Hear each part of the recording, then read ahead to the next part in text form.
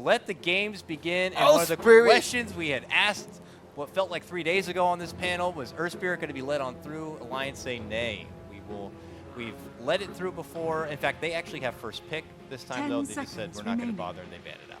This is probably already a curveball in the first ban. I think Liquid were expecting going into this match that they might have to ban the Earth Spirit themselves, not to give it to EGM.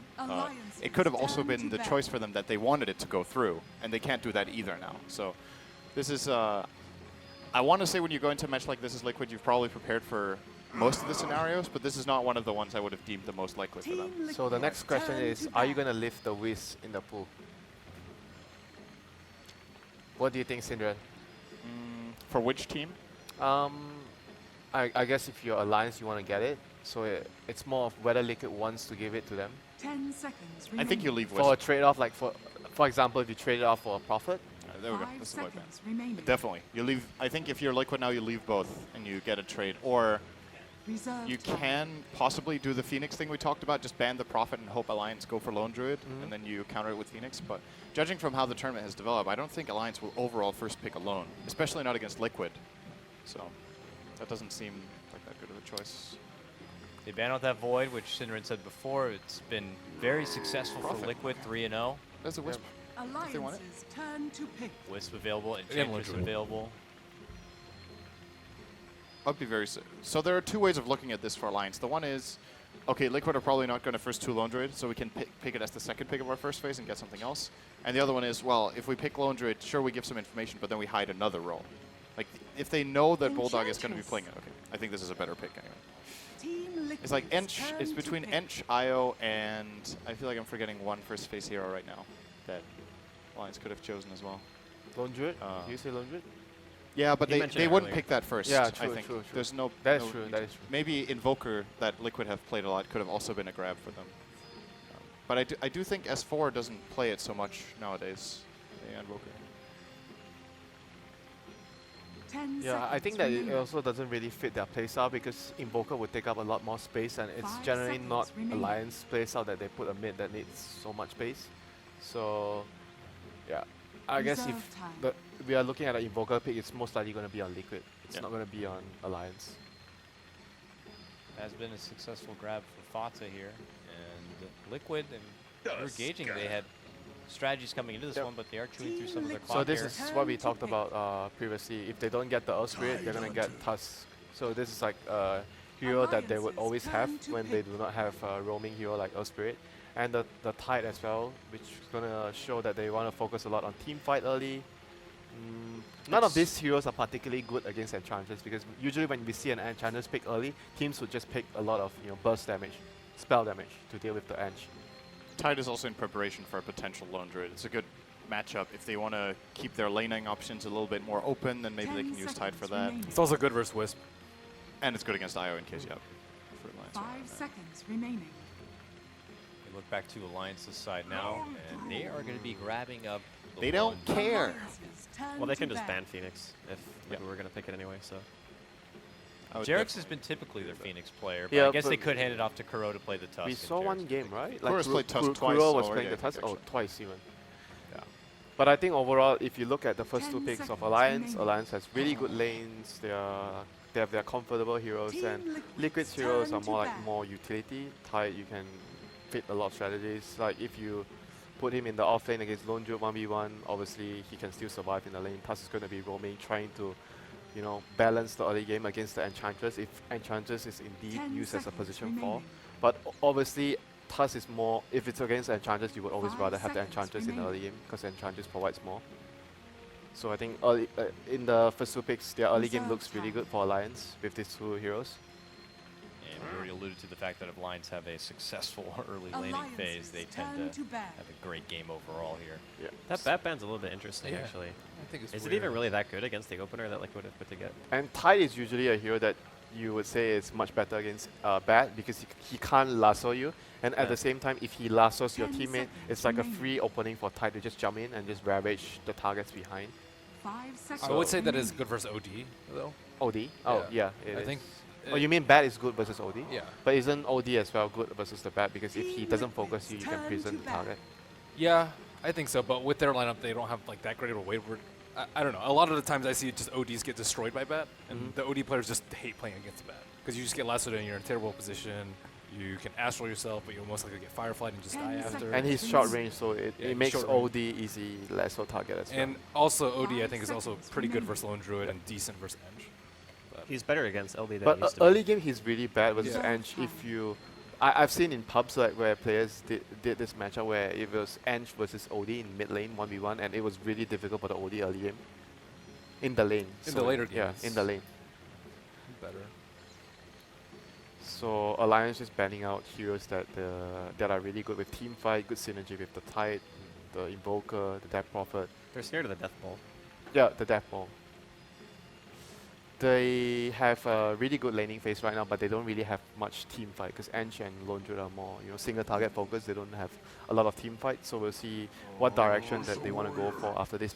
Obviously, they can still transition into that. Alliances turn to pick. Ursa Grab coming up from Liquid as their third pickup here. 3 melees to kind of open up things for them. 3 pretty It's really good melee against Lone heroes. Druid now, and Enchantress. I talked to Bulldog about that. I mentioned is Ursa really that good versus Lone Druid during Starlighter, and he thinks that it's not as necessarily that good because of Savage Raw.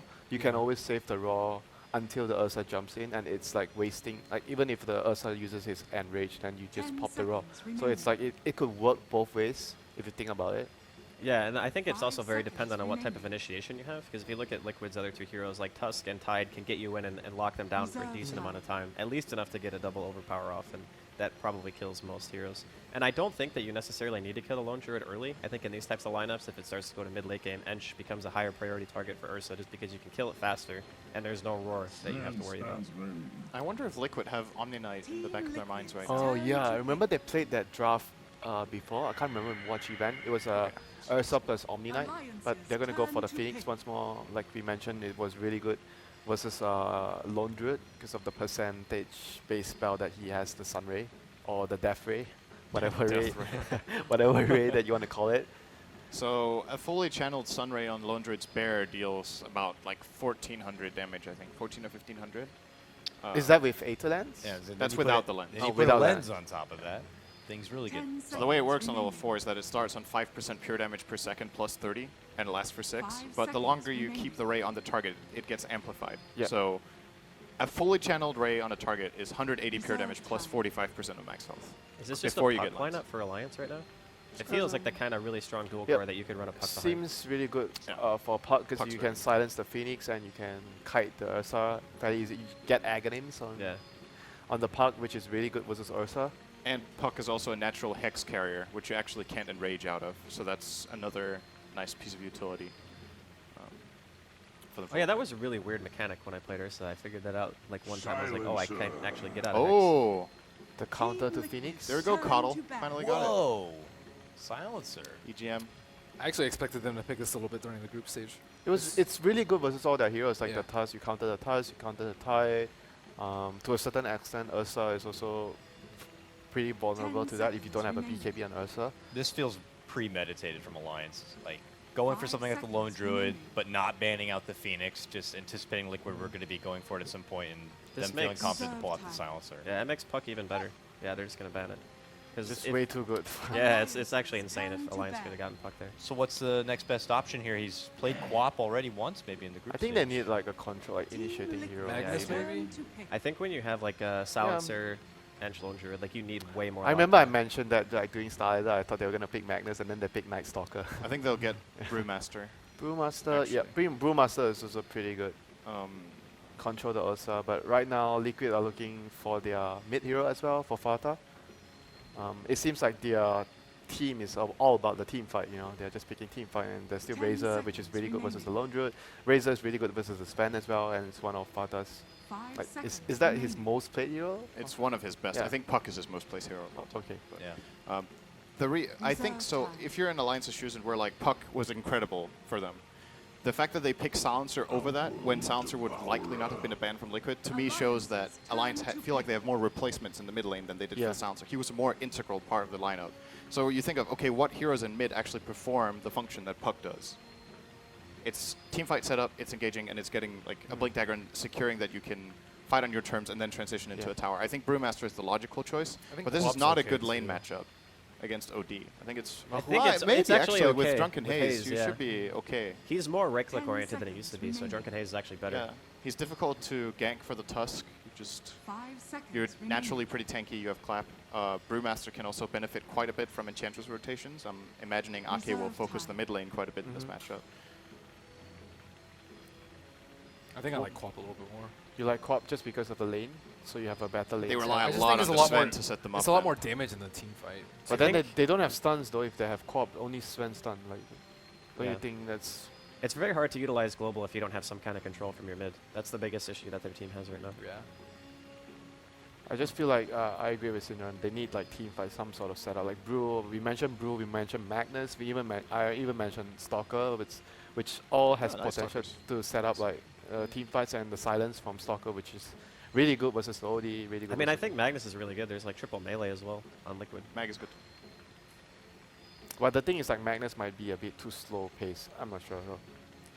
I mean, I guess Liquid, they are dire, right? Okay, it's going to be Oh, great. so Ben was right Yeah. with this. They go for much more. They want to focus more on their lane, but they won't have many ways of setting up the team fights. That's like the weakness of their choice here.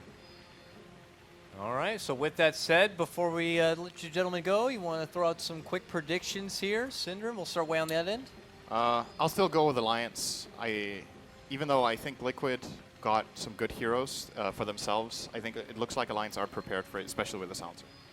Ben, for you? Yeah, I agree. I like the Silencer pick a lot. I'm surprised they didn't use it more during the group stage. I think it's the trump card to Liquid's team fight.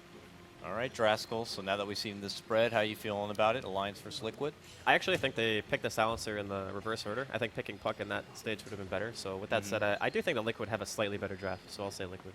How you feeling here? Yeah, I'm feeling that even though Alliance have a really good setup, but the team fight from Liquid might be too overwhelming for them in the start of the game. So yeah, I'm going for Liquid here. It was a slow-paced start, and I did ask for patience here as we got started, but it looks like we are finally going to be treated for our opening matchup of the day. The Shanghai main event is about to get squared away, and we'll go ahead and now throw it over to our casters for our opening matchup, Alliance versus Liquid. It's going to be none other than LD and Gods. Gentlemen, please have some fun. Welcome everybody to the opening match here of the Shanghai Majors. We're here, Alliance versus Team Liquid. I'm God, joining me as LD. We're David and David. And what a way to kick things off here, LD. We've got two teams. They met at Starladder in the LAN Finals semi-finals. Alliance took that series 2-0. This time around, Liquid looking for some vengeance, really, but boy, do Alliance look good right now. Yeah, Alliance come in having won the last two major events they played in, actually. Starladder as well as WCA. Some people thought WCA may be a fluke. Even after Starladder, they had their doubters, but my goodness, they have looked very solid at this event. Pretty convincing performance in the group stage, and away we go. Team Liquid now going to move down into the river. They are smoked up, looking for that early engagement, but Alliance in pretty good high ground position. Jarek's going to lead the way. The smoke will break. S4 out in front. They'll dive forward, but he immediately blinks back. Already skilling up the dive at level 1. Bit of a Liquid sneaky not little able play. to find the kill. Yeah, Alliance needs to scout out Roshan. There's an Ursa on the dire side, but you can realistically do that very safely and cautiously with the Spirit Bear. So good 30 cautious play coming up seconds from to Alliance, bat. positioning themselves on the high ground, using the bear to scout Roshan, and no casualties lost. And something that Liquid, they kind of, I almost want to say, invented this. A 5-man level 1 smoke. They did it every time they had Tusk. Back in when Jarex used to play the Tusk, every single time they'd get their hands on it, this was like during the MDL, sorry, not MDL, the Nanyang, when they were qualifying for that event and they were just steamrolling through Europe. It was always this 5-man smoke. You get vision of a hero and you snowball in 5 heroes, you get a free kill early on. But Alliance, they've seen the tape. They knew what was coming their way. Yeah, we'll see a pause here. Teams trying to get themselves settled and dealing with a couple of sound issues. A lot of regen on the Tidehunter here. 8 tangos, a salve, a mango. He's got a little bit of everything. Yep. Smorgasbord of consumables. And then just one solitary Iron Branch. So it is going to be the carry Sven this game. Warcry has been quite, I think, underrated coming into this tournament. We've seen a Sven especially versus the physical damage lineups like the Invokers. We've seen a Lycan pick here or there, even some Drow Visage. But in this particular game, there's a lot of nuke damage as well with the OD pick. Yeah, tons of nuke damage and even a lot of team fight when you look at what Tide Phoenix bring to the table. And the Sven build is normally prioritizing the SMY, the Blink before. You don't want to go into the BKB too early because you limit your late game, which is where Alliance will not be looking to teamfight head-on, or if they decide they do, they have to go for something like a BKB first on Sven. But I think the biggest reason we're seeing Sven picked is purely just the farming efficiency. He farms Ancients like no other hero right now, and you don't even need a lot of levels. It's at level 7, level 8, Helm of the Dominator treads. You can farm a 4 or 5 stack of Ancients. Do you think Liquid can contest them by that point? So you're looking, what, like 10 minutes into the game roughly, something around there. At that point, can they walk up into the Ancients, take a fight? Ursa comes online pretty early. You've got Snowball, good initiation. At the same time, though, Alliance, maybe they'll have their trump card of a Global Silence ready. So I guess that'll be one of the big things to keep an eye on. And even if Phoenix is level 6, because I've seen Sven do that Ancient stack as early as minute 8, minute 9, and sometimes at that stage of the game, your Phoenix is still looking for a few levels here. So getting the Phoenix his levels is going to be very important this game. And it comes down to vision. If Liquid can get vision around that area, there's a couple good ward spots around those Radiant Ancients. The Radiant Ancients a lot easier to contest than the Dire Ancients right now, and that's something where I think we're actually seeing more Dire Sven than Radiant Sven because of that fact. Not sure what the status is for the teams, but they want to make sure everything is good to go. We just know there are sounds.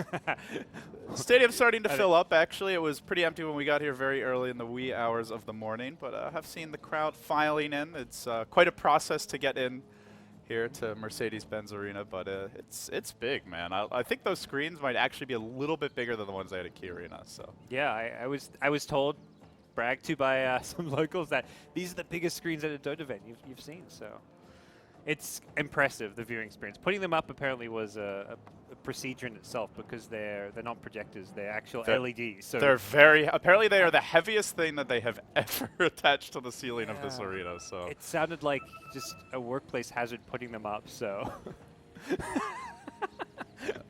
know, one time I worked this effigy. They've never won a TI quali, have they? Exactly. They can't talk, I guess. They really can't. That's just depressing. Bulbasaur is confused. EGM, we need to give him some vitamin D. It sounds like he's a little deficient right now, feeling a bit blue under the weather. It is the winter major. Yep. He's from the Northlands, and maybe a little seasonal affective disorder. But we don't have to worry about that for now. We've got Dota to keep you all happy, and hopefully him as well. Unpaused, and into the game we'll go. Bulldog, the man to do it. So he'll be heading here to the offlane as the lone druid. I hope Draskell's watching some Dota cheer him up. He quoted himself as being a black hole of sadness earlier today. It was a very bold claim. It's like if you're playing Mafia and you just claim Mafia at the start of the games. I am the saddest person in the world. Once the sadness crosses the event horizon, there's no turning back. But Liquid get aggressive here. They have the dive already on Jerax. Kroki's going to go for the trap out. Does catch Bulldog. He needs to head to the south, but the swoop forward, some damage over time, burning him down. It looks like a first blood onto Bulldog. They saw all of Liquid at the southern rune. They were not expecting an aggressive move here to the north, but it works. And Team Liquid now on top, leading 1-0.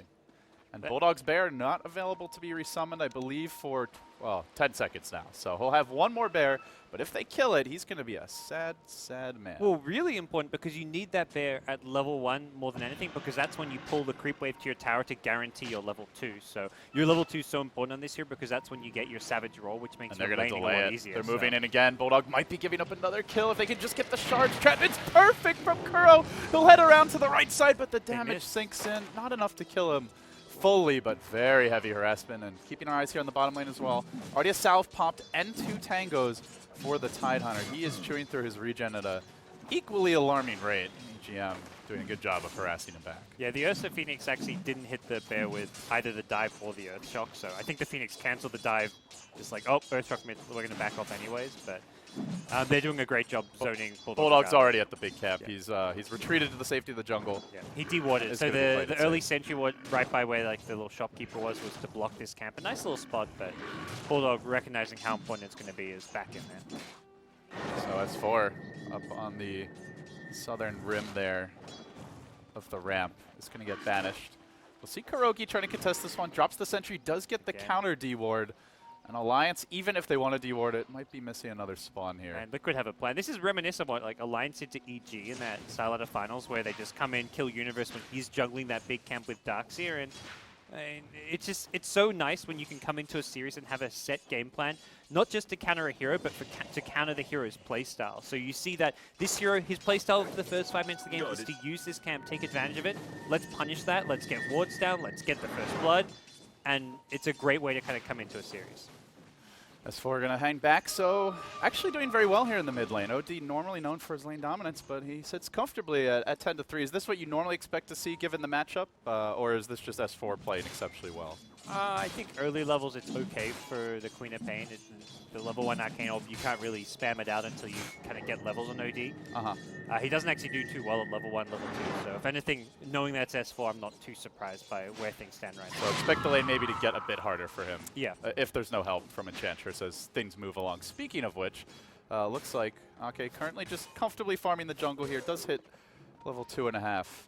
But a lot of aggressive wards trying to block camps, keep tabs on the Enchantress. And so far, it feels like Liquid have done a pretty good job at keeping the dreaded Ake Enchantress in check. Yep.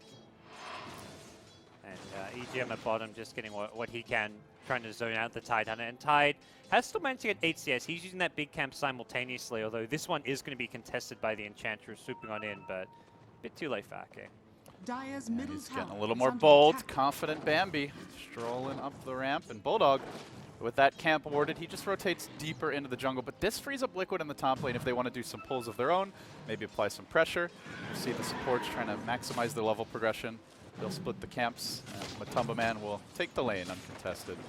He's your leader in terms of CS, very slightly ahead of that safe lane Sven, but so far, overall, things looking fairly even in the side lanes. It's the mid lane where S4 just exploded the last couple of creep waves, and that comes back to the Enchantress factor, forcing the OD back, and then S4 taking advantage.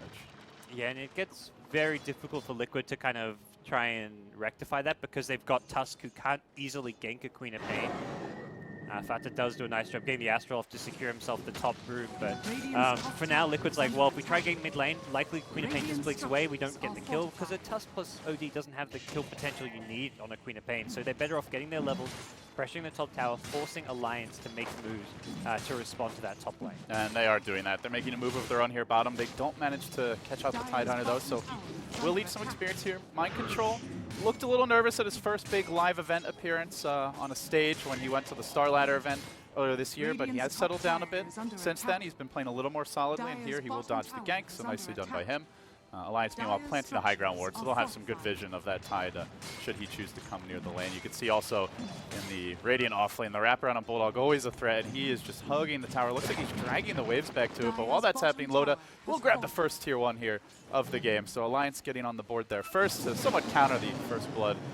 Sunray doing lots of work here to the Bear. Will be forced to commit the roar, try to back away. We've got 3 range creeps in there. That's a pretty big creep wave to pull to himself a Bulldog. And he's eking out every little bit he can. Measures. Well, unfortunately, he doesn't get it the full. He gets kind of panics as Bear's going to die, so he just uses the return. And that's okay. He drags them back again. Nicely done. And the two range creeps coming for the flank. So Liquid getting some extra reinforcements here in the top lane. And more than actually bringing himself down, that was actually trying to delay the tower push. Looks like it might go down anyway until S4 arrives. He blinks forward. He didn't quite have the mana for the follow-up. Could pop the stick to get off the Queen of Pain ult, but it wouldn't quite be a kill just yet. He's hanging on to a Mighty this time. Now he lets it fly. Blows up Kuroki. Durex next on the list. The Phoenix down to Matumba Man. Scurries back. The Bear lives, but that is all. Very good patience there from S4. And as that happens, Ake taking over the middle lane. So nice efficient play here. We'll see the Queen of Pain just blinking back. Angry, hasted OD, hunting forward, but Ake's full HP. Maybe he gets a creep out of it, but that is not going to be enough to justify it. It's such a classic Alliance. I feel like I've seen that S4 TP from Quap countless times before, and he just does it so well. It was a tiny bit short for the Sonic Wave initially, but he didn't one right away, which I feel was actually intentional to bait Liquid in a little bit because they fully committed to that tower with how low it was, and just great team play. First they delay the tower being pushed out, then they give time for the Queen of Pain to get ready, prepare, set up for the rotation in, and it just works out so well for them. Suddenly like Bulldog's not looking like he's had a rough start. Well, Alliance, I'm not sure they knew what Kuroki got, but they definitely knew he got the bottom rune and it wasn't a bounty. So S4 is back to the base. Bulldog here looking to do a little Ancient farm. We're not seeing any stacking as of yet, at least not at the Ancients for the Sven.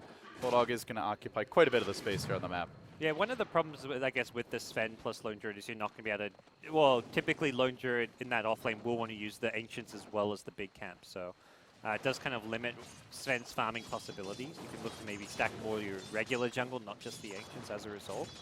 Do you see Liquid on a slightly different note being able to sneak a Roshan here at some point? They lost their tier 1 bottom. They have a little bit less map control in that area. There is an early Mask of Death here. They've got really two options. I mean, sneaking one is probably an option, but I think they're better off. They can force a Roshan fight when they've got Ravage as well as Supernova because of how strong and potent that fight is. So get the 2 level 6s and then force the Roche engagement. There is a global silence, so they've got to really play and maneuver around that very well. The other option is they win a fight, pushing a tower using the ultimates, then they can fall back and take Roshan because of how fast and efficiently a hero like Ursa can take Rosh.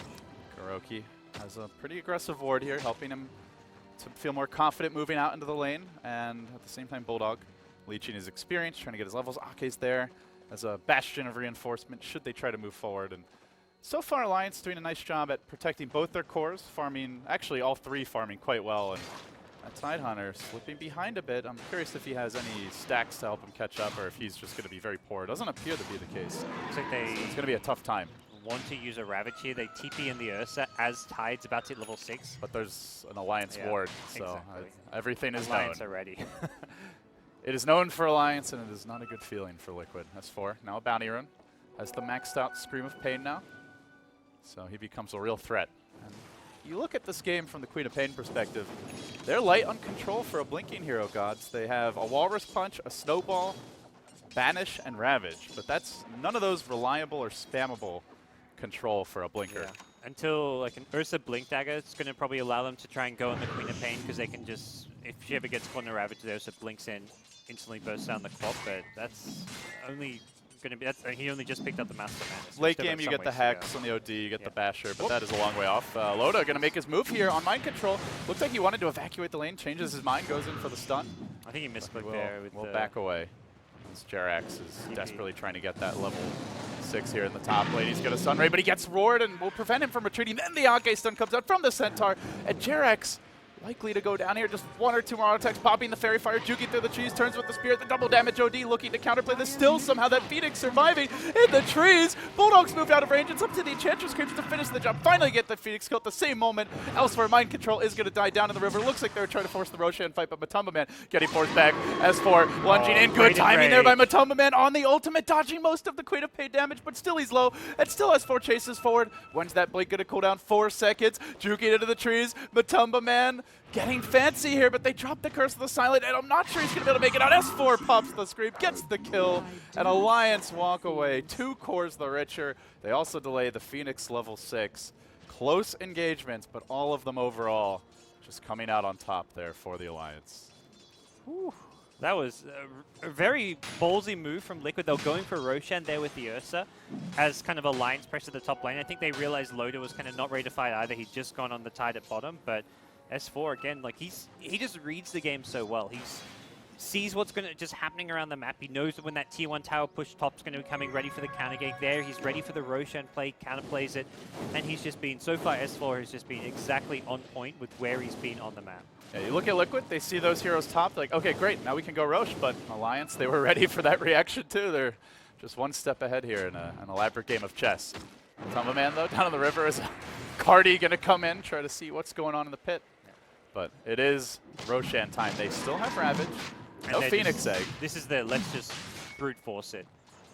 They can bring it down incredibly fast. They know the Quap ult's on cooldown. Yeah, I think they even know Queen of Pain was back at Fountain healing, so Queen of Pain is so far away on the map. This is what looks to be a free Roche for Liquid. But that's what you expect on the Alliance side. This is not like, oh, they got Roshan, we should be able to stop that. It's like, well, this was inevitable. Global Silence is online here, so Alliance feeling more confident to move forward. You see the shards coming through. There's the Phoenix Egg. Ake being forced back. They drop the OD ult. It's going to get them 1 kill. EGM burning down in the flames. He too will fall. That's both supports out of the picture. And Liquid still hanging on to their Ravage as they march forward down the middle lane. Quap ult 20 seconds away. Sven still farming up bottom. Lone Jura top, so they don't lose any cores. But they do likely lose the tower here. And it doesn't appear that there's going to be any objective trade.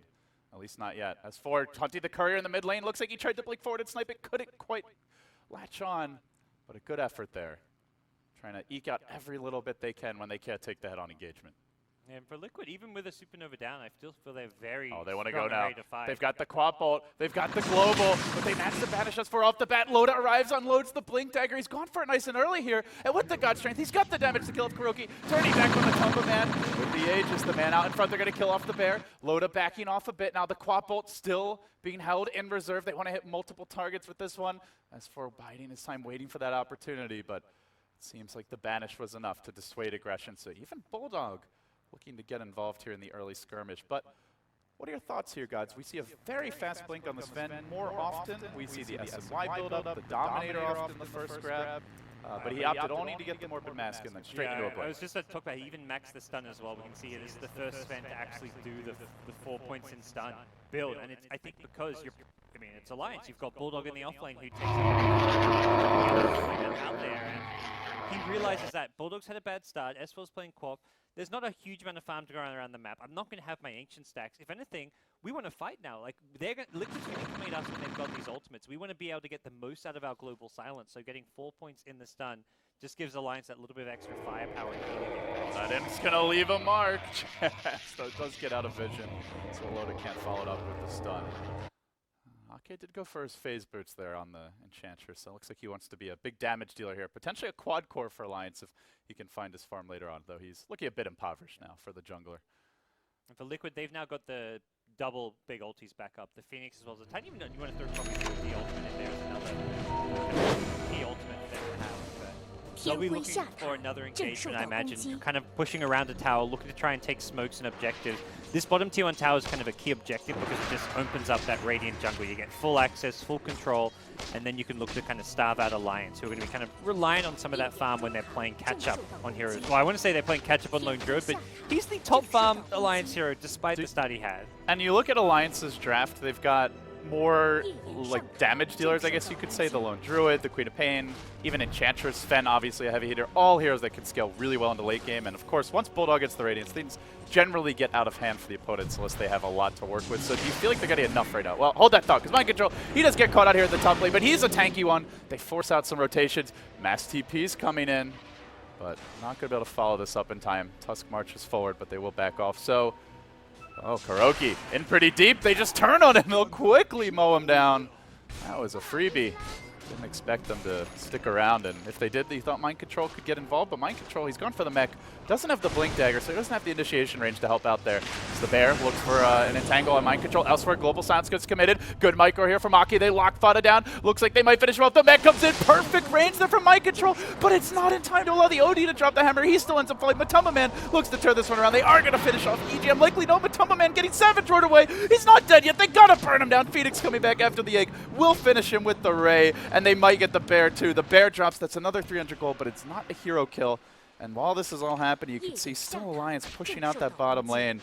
S4 closing in on the Orchid. Only now does Ursa get his blink. They take that fight without S4. That's the most impressive and scary thing about that for Liquid. They're just looking bottom like, oh, that was kind of a 5v4. We used Ravage, we used Supernova, and we lost that fight. That's about as bad as it gets. And everyone, as far as the Alliance cores, they're getting their farm, they're getting their core items. S4, he just hit level 11, and you could tell he was trying to do the math. Human calculator here, but with the, I think the mech was about to cool down a fan already, and would have been a risky play. I think that's one of the hard things about Liquid's lineup, is one of the things the analysts talk about, going to the last pick and kind of theory-crafting, whether it be something like a Brewmaster, the Queen of Pain, mentioning that Liquid didn't have a lot of actual like reliable control and stuns, is that when you have a fight like a spell like Supernova, the Phoenix egg, you want to be able to force the fight around it, but the problem is they engage, unless it's like a perfect Ravage, what happens is Alliance just kite around the egg. They back off away from the egg, then they take the little pickoffs, then they take the fight away from the Supernova, and you're not getting your maximum value out of it. They really need that Blake. Matumba Man here will get caught out in the mid lane. Has the Aegis, but I believe is wearing off here fairly soon. He scurries back towards the river, fought up on the high ground. Also has his ultimate available, Kuroki in position. And they're going to go onto EGM, quickly trying to finish off the Silencer, who doesn't have a global to work with. EGM down. Not the most important hero, especially lacking his ultimate, but Liquid happy with that kill. Let's see what more they can get. This game's really developing interesting because Alliance are getting everything they want. This is like your classic Alliance draft in a lot of ways. They've got the Bulldog Lone Druid, he's getting farmed, but this is going to be a true test of whether or not, like, how good a counter the Phoenix is to the Spirit Bear. We've seen a couple times that Spirit Bear will be brought down very easily using the Sunray, and it almost feels like they may even have to prioritize the global silence around the Sunray just because of how much damage it does, and it allows you to kind of engage in and try and kill that Phoenix. Tumba Man now. No more Aegis to work with, but it's not going to stop his aggressive positioning here. Is the ultimate ready? Bit light on the mana, and he's hunting. That Mask of Madness does not look very ferocious in the inventory. It looks like a slightly cuter Magneto version, perhaps. More decorative than anything else. Nice Savage Roar here to prevent anything nasty from Tumba Man. No bear-on-bear violence today. Keep things clean. But so far, haven't seen the explosion from Liquid. They have pretty much everything that you mentioned, the big ultimates. They got their first Roshan. Tumba Man has his Blink Mask of Madness. Generally, with the Aegis is when we see an Ursa look for those aggressive dives, try to rack up kills and snowball. It feels like the pace is a little bit more Alliance's pace. Slower, they're getting the Lone Druid's farm, he's not dying. Radiance is coming. Are you worried if you're Liquid about that, or are you content? I think you're a little worried, and I think the reason why Alliance very well because the Liquid don't have good tower seats, break buildings very quickly, so it's not like Alliance have been given a lot of time to respond to any pressure on towers. So what Liquid have to do is look for pickoffs, smoke plays. This is what they do here. Jerks missteps and accidentally pops his smoke on the tower and no, they probably had Bulldog if it wasn't for that. Instead he sees them coming, walks away, and that could have delayed the Radiance timing. Big whiffed opportunity there from Liquid, and it really was a matter of inches there. And now Liquid find themselves in a tower, but again, as kind of pointed out, like Alliance can respond to this, get ready to defend it, they can counter push. This push happens at such a slow pace that Alliance are always given plenty to react to Liquid unless they're missing off the map, smoked up, doing something kind of less predictable. This is where Alliance is comfortable. When they can't take fights, they are very good, possibly the best team in the world at eking out farm elsewhere on the map and minimizing casualties. You can see Loda blinking through the trees now, trying to farm here deep in the bottom lane. Earlier it was the Queen of Pain, now she's top, and as soon as Bulldog gets scouted out, those two immediately get more aggressive. But Loda, that's a kill opportunity here. They also have a global silence ready, so they can prevent Energy from doing anything, but not even necessary. Just one blink, one stun, one swing of that ugly sword, and they get the kill. Global down, so Liquid probably want to take advantage of that, be it the next... They're probably hoping for a very short road respawn if they can get in there. I guess if the Phoenix is really quick on the egg there, maybe you don't get the kill, so... And probably worth it to secure it. Not the best attack, but getting off 5 swipes, I think it's possible with Tread to Mike. It would be very close. Yeah, it's borderline. So, we'll see Fada going for the early route of Atos here. Seems to be the build a lot of the Western players do favor. Super was the player from Beachy, loved the BKB rush, but Sumail Arteezy generally goes first. So tanking up, getting an item that allows them to maybe kite that Sven a bit better, as well as the Bear potentially. Here Liquid go. Smoked up in the river.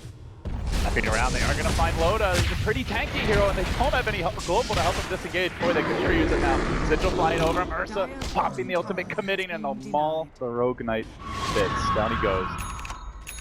So they get the kill there, but the trade is S4. Debuting the Orchid, finding a kill of his own bottom lane. It's a support for a core, and it is an Orchid debut. So overall, I think Liquid's still pretty happy with that, but still S4 is having his way with them. They have not been able to slow down the Queen of Pain at all, and his positioning demonstrates he isn't afraid of anything Liquid can do. When you're farming at that spot on the map, you're getting a lot.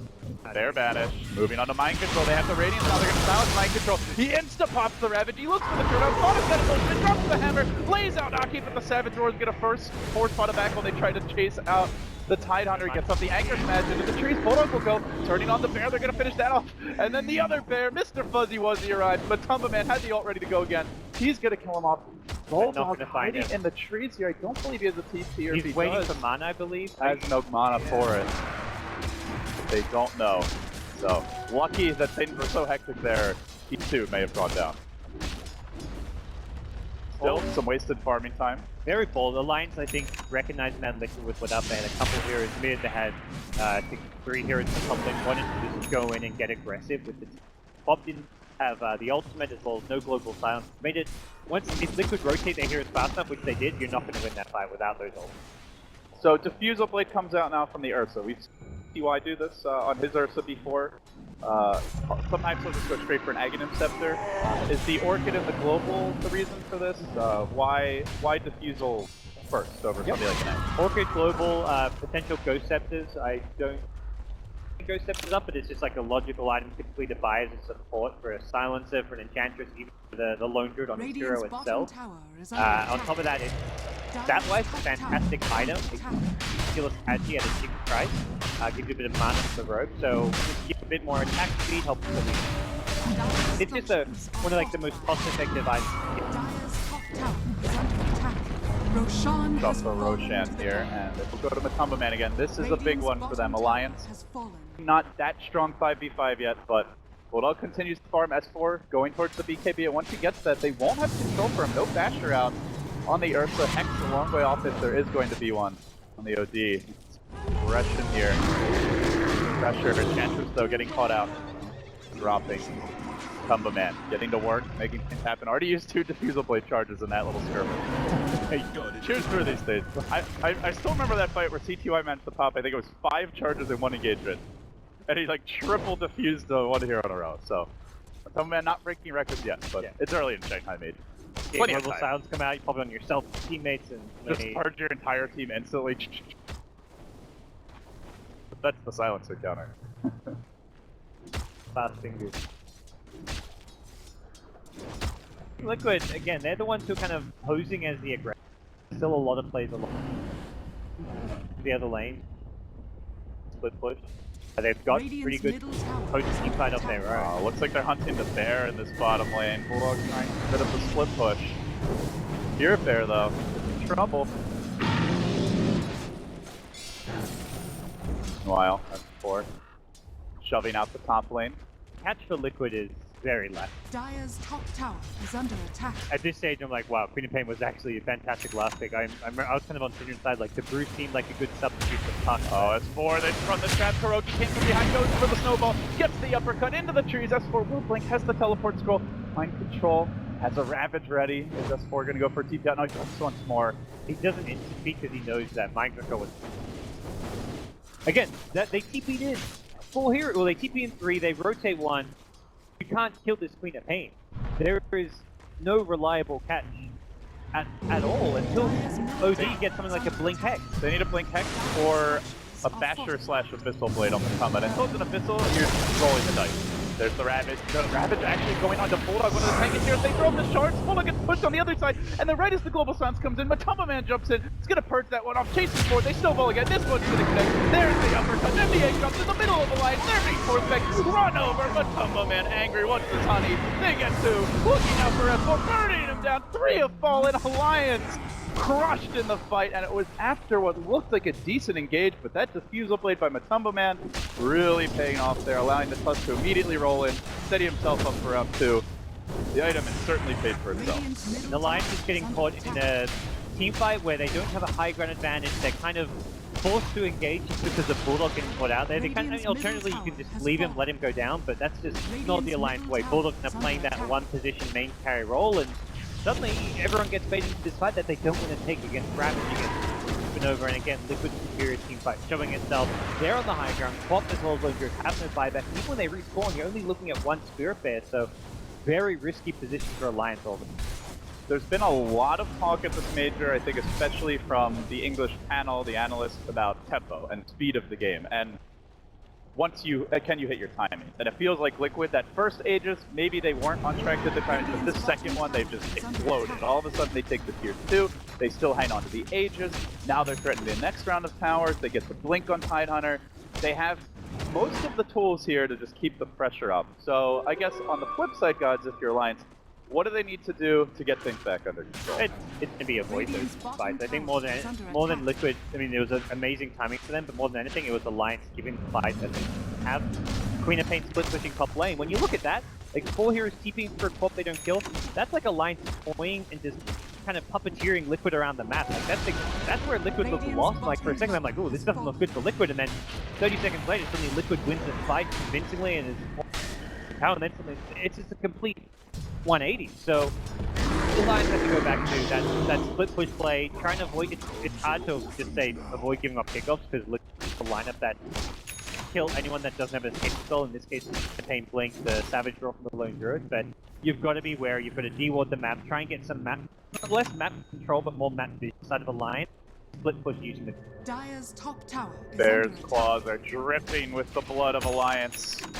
Perhaps their hopes and dreams. Game 1, things looking a bit bleak. They still hold the Aegis. They now have that blink on Tidehunter that might still pick up after the last fight. They are sieging. While they may not have the best natural sieging heroes, so with an Aegis, power damage. And now he's got his BKB. So an OD BKB comes out, an Aether Lens here for the Phoenix. And along with that, the Ursa BKB. Looking at Alliance, do you feel like they have enough control to deal with BKBs? Or is this a game where BKBs can just are the ultimate trump card? Got him Pettis. Sven not looking like a true carry to the other DPS there, and they've got plenty to actually deal with the BKBs. Way through you. They're rude. If you global silence afterwards, they are going to get. But the BKBs are still just great items. You can suddenly pop yourself out of the global. Correct. Being found here. S4 gonna have to commit the ultimate if he wants that kill, and he will get it. Dire's Soulburn middle tower popping the is under Phoenix. attack. Move in now onto mid. Quick war crime. Oh, and he just put Aether Lens in. Without a buyback, this is like at least one tower, possibly a couple. Liquid 30 seconds. So should be alive for a high ground defense, but maybe not for the...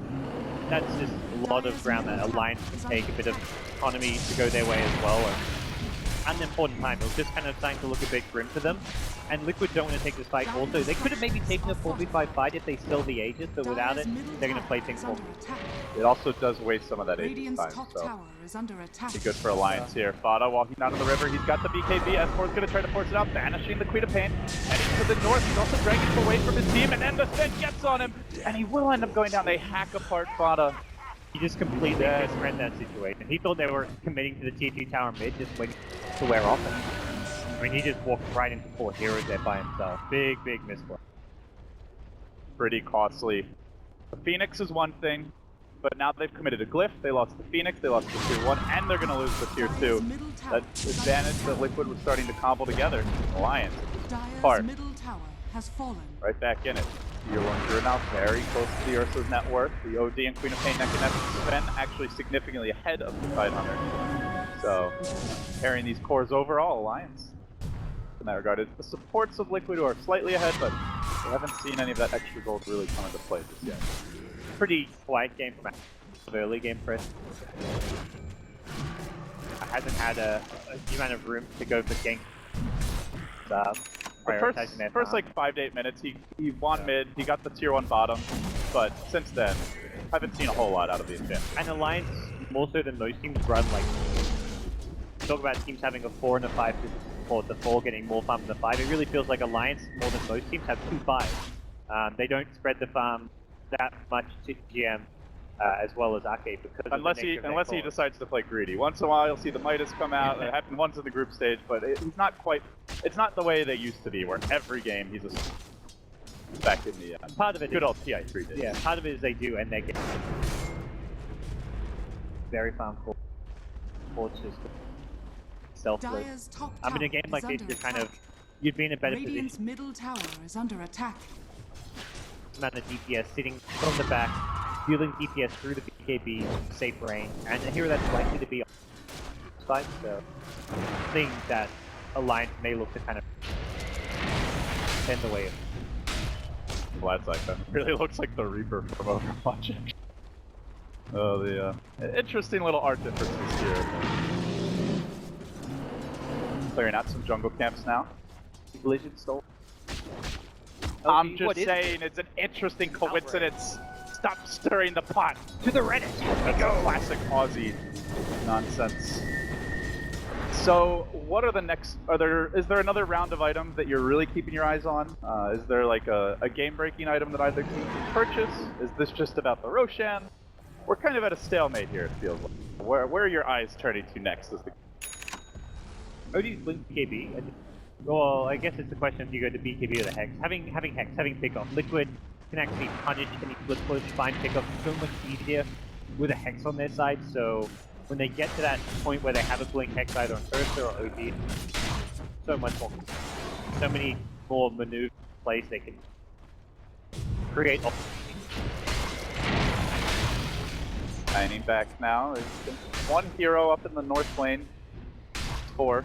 Probably been the most aggressive overall in the split push. With the BKB, as long as he's quick, aside from the Hex, they're really not going to go to. these guys are trying to help us learn Chinese as well, not just looking at the mini-map, we're going to know all the different... I am not learning anything. You speak for yourself, my friend. I'm just confused. I just see green and red. Christmas. Again. Alliance creeping forward here. They've got a global ready to go. They're going to get eyes on the cover man off the mat. Phoenix there to heal him up. Fana, great blink in. He's going to banish him, keep him alive. The global already committed, but Fana is low. Then Mind Control comes and drops the Ravage. Ursa gets work. Forcing loaded back. A snowball on the Bulldog. Trying to kill off that bear. They will prevail. Ursa survives. Low through and not to look in. Now they turn back on the escort. Great counter initiation. Teamwork from Liquid. They get 3, make it 4. Fana bailing out the team there with the Astral and completely starting the fight. So he made up for that earlier misplay where he got caught out of topper and first saves his teammate with an Astral, then saves himself, gets the blink escape. Oh, Alliance thought they had the jump there. They were on the high ground, they had the kind of vision advantage, and they go in with the global, but OD KB Astral helps his buddy out. The global does not feel like a threat this game. They've got the Diffusal Blade, they have mass BKBs, they also have they haven't done EGM, that's also what they have. Tier 4 tower. He will fall as well. That's 4 buying back the Sven, also buying back. They're committing a lot of bodies to try and hold this lane of Rack. But KuroKy rolling in deep onto S4, he'll go. They're going to uppercut him with Sven stun on 2. Maybe they can turn this, but the Combo Man right out in front. Heck, wide load here. Gets the job done. Finishing off S4. That's the dieback on the Queen of Pain. And Liquid pulling away with game 1. They were considered underdogs coming into this series, but after their dominance here, they go on to win this one. Not sure they'll be underdogs much longer. Mind Control will get spun. Loda trying to turn this. He's looking for the multiple cleaves, but he gets controlled. Held in position now. Trying to back away. Sven's got to walk. He's likely to die. Matumba Man jumping in. Blink first. Smash next. Dead Loda. The result. That's a dieback now to Sven as well. And Ake hangs back, but can't easily escape. The Saucer Ray melts him down and spits him out. Roasted deer. It's venison for dinner. Everything. Game. Falling apart here for Alliance. They have thrown body after body at this Liquid offense and nothing has worked. Another bash, another kill, EGM2 into the meat grinder. 4 dead. They just don't have anything left really in the 5 tank. dead. He has no bear, so you may as well be dead in Bulldog's case. Your Radiance, your Vlads, I believe, all gone. And what incredible execution of Liquid. Just punishing the Alliance like some high ground mispositioning. They got jump after jump before Alliance. They were willing to commit the buyback for the defense, but EGM had already been picked on the high ground. Then the Queen of Pain gets picked before the Lone Druid even respawns. It was just a very uncoordinated high ground defense coming out from Alliance where they just got picked one by one and kind of uncharacteristic for the team. But One last hurrah here. They're waiting for the silence to respawn. 5 seconds. Then they might try to go with the global and a quad bolt, but it's already too late. Everybody from Liquid backing out. Perhaps they could catch KuroKy, but catching the whole gang, very unlikely. Plus, Ravage is up. S4, though, he blinks forward. He's smoked. He gets the vision on them now. It is daytime, so he knows Liquid are backing off, but they're a tight ball of 5. Very tough to go in, and he will crack their smoke. Blinking forward, Mind Control going to work. The Ravage on 2. Bulldog down. Ake next. Liquid feasting on Alliance, and now back to the Roche. That felt like the absolute last breath of Alliance in this game. They have lost so much money over the past couple of minutes. Well, the Alliance, again, they have the vision of these heroes, but kind of like you mentioned earlier, the global silence just doesn't feel like a global silence. There's so many ways to get out of it, and Liquid are just maneuvering and playing so well in these 5v5 engagements. Even when Alliance see everything. The previous fight was Alliance with the high ground to push down on Liquid. That one there, S4 smoked up during daytime, sees everything. They still, I mean, that was more like a desperation play. You can't really blame Alliance much for that. They just have to go for something. Hope Liquid kind of split up. They also expect Liquid to fall back and go for that Roshan, so that even Phoenix has a BKB. Oh, This yeah, global silence is officially useless. Ouch. and he was the one here that was often get by the ult. That as well. So now they can purge it off, they can BKB it off on pretty much every hero, and just to go a little bit further, KuroKy grabbing the Lotus Orb. Matumba Man has his defeat 2 flying out on the Courier. Liquid every single weapon, and then truck full of extras just in case something breaks. Got the tide, why not? It's feeling like Liquid just had found that snowball moment where they won a couple of fights in a row.